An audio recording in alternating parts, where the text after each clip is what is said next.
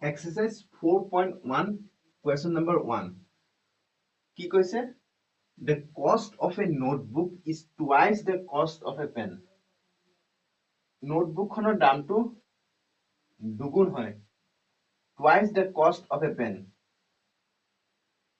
write a linear equation in two variables to represent this statement এই কথাখিনিকে আমাক এটা linear equation ফৰ্মত এক্সপ্ৰেছ কৰিবলৈ কৈছে take the cost of a notebook to be rupees x and that of a pen to be rupees y আমাক কৈ দিছে নোটবুক খনৰ দামটো প্ৰাইসটো rupees x বুলি কনসিডাৰ কৰিবলৈ কৈছে আৰু পেনটোৰ দাম প্ৰাইসটো rupees y বুলি কনসিডাৰ কৰিবলৈ কৈছে আৰু এইটো এটা লিনিয়াৰ ইকুৱেচনৰ ফৰ্মত লিখিব কৈছে কিন্তু এই কন্ডিশনটো কি হ'ব হে কন্ডিশনটো লিখিব কৈছে আমি জানো cost of a notebook is twice দুগুণ হয়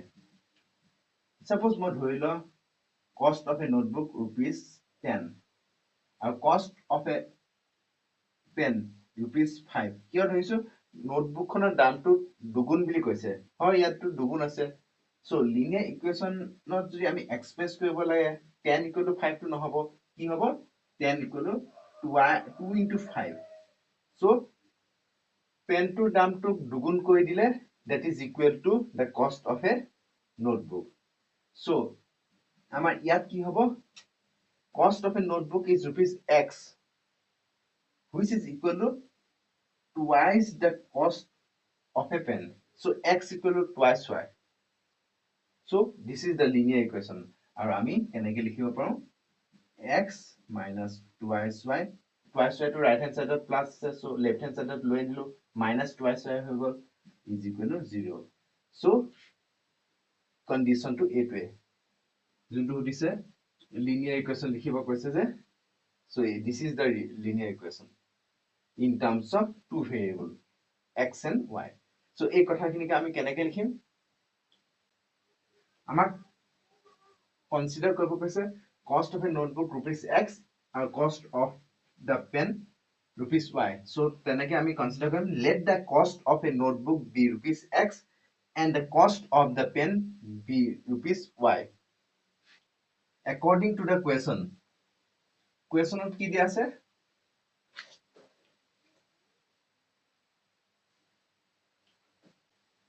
according to the question cost of a notebook is equal to twice the cost of the pen so আমি কেনেকৈ লিখিব পাৰো cost of a notebook x is equal to twice the cost of a pen so twice cost of a pen কি হয় y so x equal to twice y আৰু এইটোক আমি কেনেকৈ লিখিম x twice y to left hand side আনিম minus twice y is equal to 0 which is the required linear equation in two variables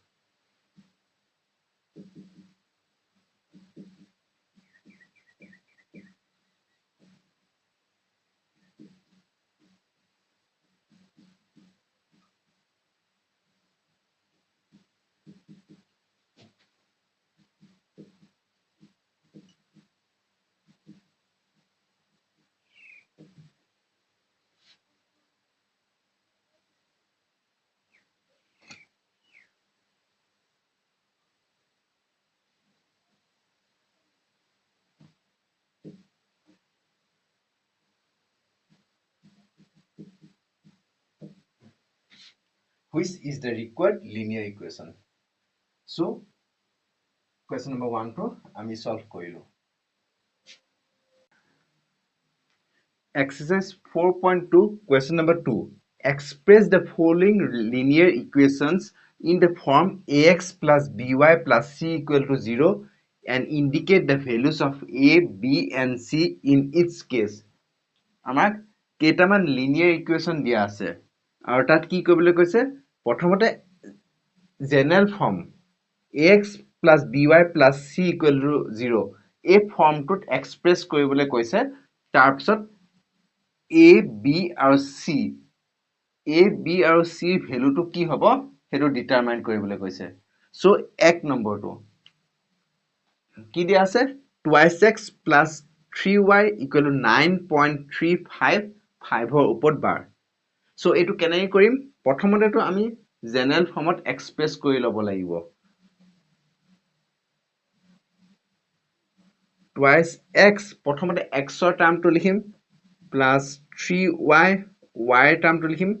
plus constant টাৰ্মটো right hand চাইডত আছে চ' left hand চাইডলৈ আনিবলৈ হ'লে মাইনাছ হৈ যাব মাইনাছ 9.355 ওপৰত বাৰ ইজ ইকুৱেল টু 0 চ' আমি standard ফৰ্মত এক্সপ্ৰেছ কৰিলোঁ এতিয়া নেক্সট কামটো কি হ'ব এ বি আৰু চি ভেলু কি হ'ব সেইটো সুধিছে হিয়াৰ a equal to a মানে কি আছিলে coefficient of x ৰ লগত কি লাগি আছে 2 so a ভ্যালুটো হ'ব 2 b equal to y coefficient y ৰ লগত কি আছে 3 so b equal to 3 আৰু c মানে constant termটো minus 9.355 ওপৰত বাৰ এই টাৰ্মটো হ'ল constant c so c equal to minus 9.355 ওপৰত বাৰ so এক নম্বৰটো কৰিলো আমি এইখিনিয়ে কৰিব লাগিব এতিয়া দুই নম্বৰটো এতিয়া এই ইকুৱেশ্যনটো প্ৰথমতে আমি ষ্টেণ্ডাৰ্ড ফৰ্মত এক্সপ্ৰেছ কৰিম প্ৰথমে x আছে minus y/5 টো আমি এনেকুৱাকৈ লিখিম minus 1/5 into y একে কথা 1/5 প্ৰডাক্ট হৈছে y লগত so minus 1/5 into y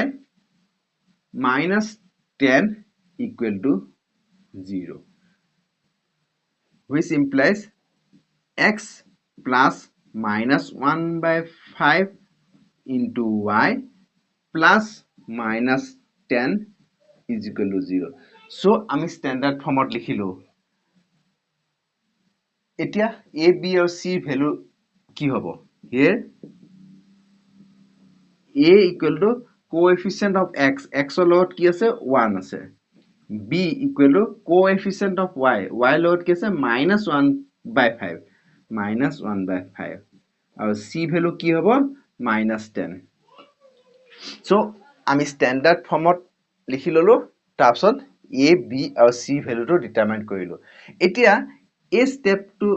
standard ফৰ্মত যে আমাক এক্সপ্ৰেছ কৰিব কৈছে এই স্টেপটো নিলিখিলেও হৈ যায় আমি এই স্টেপটো পাই গম পাই যাও a হ'ব 1 b হ'ব minus 1/5 আৰু c হ'ব minus 10 কিন্তু এইটো স্টেপ লিখি দিলে ভাল হয় কাৰণ আমাক কৈছে আমাক এক্সপ্ৰেছ কৰিব কৈছে in the form ax plus by plus c equal to 0 এই ফৰ্মটো so এটুকু আমি আৰু এটা স্টেপত লিখিব পাৰিলোহেঁতেন ইয়াত প্লাস দি ফেলে minus 9.35 দিলোহেঁতেন কিন্তু চলি যায় so দুই নম্বৰটো কৰিলো এতিয়া তিন নম্বৰটো minus 2x plus 3y equal to 6 so আমি standard ফৰ্মত কেনেকৈ লিখিম minus 2x x ৰ টাৰ্মটো লিখি ললো তাৰপিছত y term 3y plus constant to 6 ইফালে আছে ইকুৱেশ্যন so এফালে আনিলে minus 6 equal to 0 so general ফৰ্মত আমি লিখিলো in the form ax plus by plus c equal to 0 আমি আৰু এটা স্টেপ কৰিয়ে দিছো minus twice x plus 3y plus minus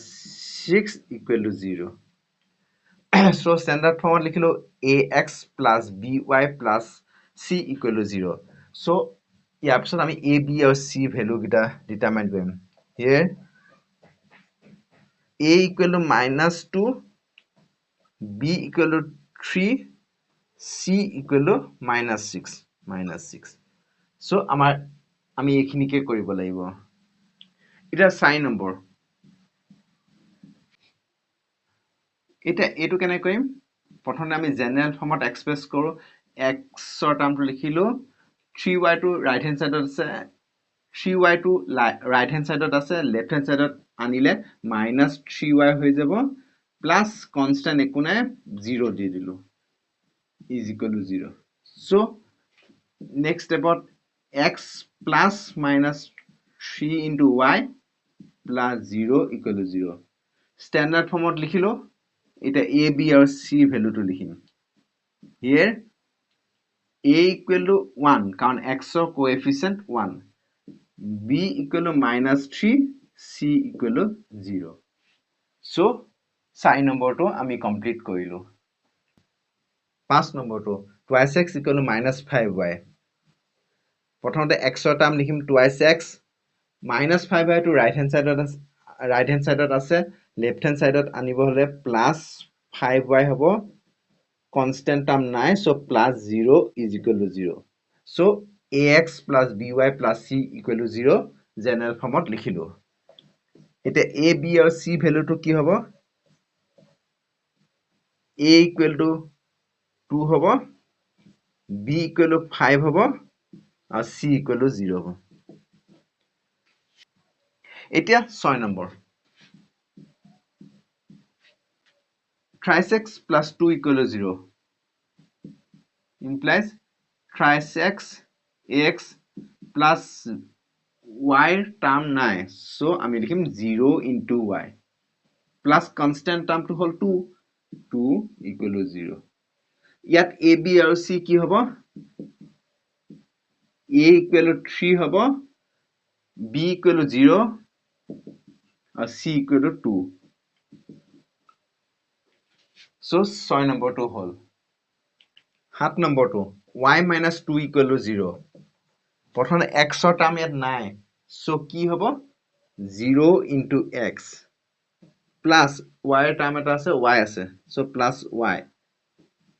minus 2 টোক আমি plus minus 2 লিখিম equal to 0 so আমি standard formত লিখিলো এটা here a কি হ'ব x ৰ coefficient a so a হ'ব 0 b হ'ব y লগত একো নাই মানে 1 আছে so b equal to 1 আৰু c হ'ব -2 so 7 নম্বৰটো কৰা হল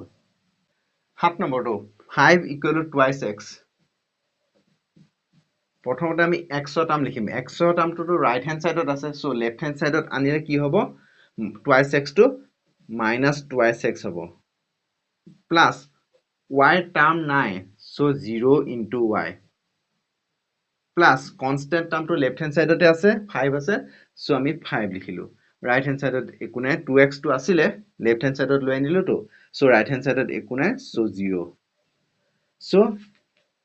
আমি স্ট্যান্ডাৰ্ড ফৰ্মত লিখিলো এতিয়া a b আৰু c ভ্যালু কি হ'ব a equal to -2 b equal to 0 c equal to 5 so এটো 7 নম্বৰটো কৰিলো কিন্তু এটা কথা মন কৰিব লাগিব যে তোমালোকে কেতিয়াবা কোতে এই আনসাৰটো নাপাব পাৰা কিয় নাপাব পাৰা সেই সিচুৱেচনটো মই বুজাই দিছো সপোজ আকৌ এবাৰ কৰো 5 equal to twice x or বুলি কৈছো so 5 equal to twice x আমি এনেকুৱাকেও তো কৰিব পাৰো আমি right hand side twice x to আছে থাকক right hand side y term নাই so plus 0 into y plus constant to কি হ'ব এই 5 টোক আমি right hand side লৈ যাওঁচোন plus to -5 হ'ব so -5 equal to 0 so 0 to আমি left hand side লিখিছো বাকি গুটে ax plus by plus c form to আমি right hand side লিখিছো so ax plus by plus c equal to 0 একে হৈছে এতিয়া আমি স্ট্যান্ডার্ড ফর্মত লিখা হল এটা a b আৰু c ভ্যালু কি হ'ব a হ'ব x ৰ coefficient 2 b হ'ব y ৰ coefficient 0 আৰু c হ'ব constant term হেতু হল -5 এতিয়া সোয়া ইয়াত পাইছিলো -2 ইয়াত পালো a ভ্যালু 2 b ভ্যালু তো দুইটাতে 0 c ভ্যালু ইয়াত 5 ইয়াত -5 so এনুকাকে কৰিলেও কাৰেক্ট হ'ব এনুকাকে কৰিলেও কাৰেক্ট হ'ব দুইটাই কাৰেক্ট so এইখিনিতে আমি এক্সাৰসাইজ 4.1 অফ কোয়েশ্চন নাম্বাৰ 2 টো সলভ কৰিলো আৰু এইখিনিতে এক্সাৰসাইজ 4.1 টো কমপ্লিট হল